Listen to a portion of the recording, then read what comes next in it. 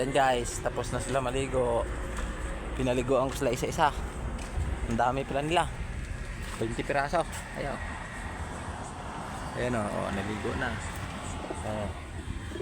Ayan pa, naligo na yan. Hindi pwede pa kawalan, kay bagong breed lang yan. Binili sa mga kay tropa. Binili sa na bibinta ng kalapate. O si Uwak o. Uwak. Uwak. Itim si Uwak eh. Uwak o. Uwak. Grabe ka pa, tumataba na si Uwak ah.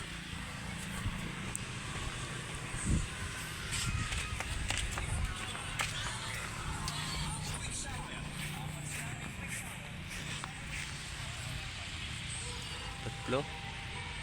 Sino isa dyan ah.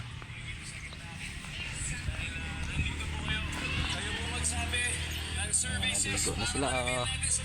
Naligo na si Uwi. Kaya pinaliguan ko rin kahit nga na oh. Daming kuto. Ano yung Indianong kong kalapate. Ayan. Naligo na siya. Naligo na rin siya oh.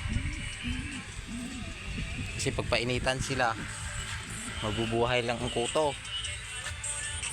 Oh, ganda na yung timeline. Bilog na. Ito kaya basa pa rin.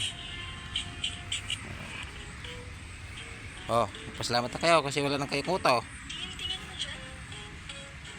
Ang dami niyong kuto kanina. Ang dami din kuto. Mamatayan din. Sunod na linggo tingnan ko kuto nila kung wala na. Oh, mag-breed na kayo. Pwede na kayo mag-breed. Patay ng mga kuto nyo.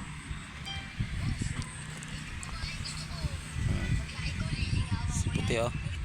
Ang kuto niya lumalabas pang iba oh.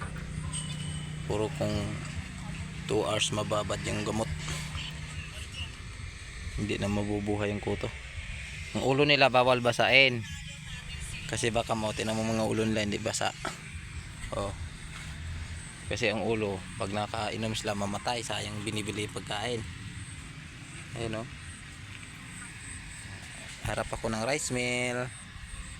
Dense rice mill. Mayantok Tarlac.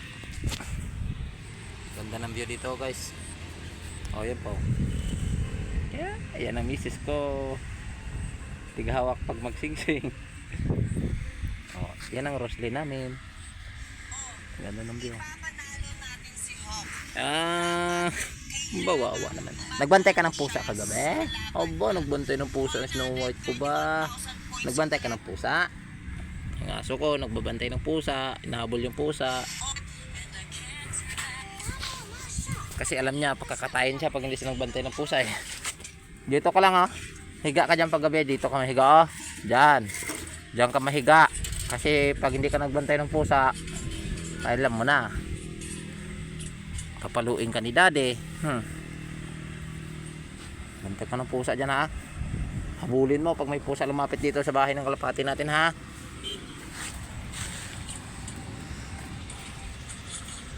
Dito na lang guys. Thank you.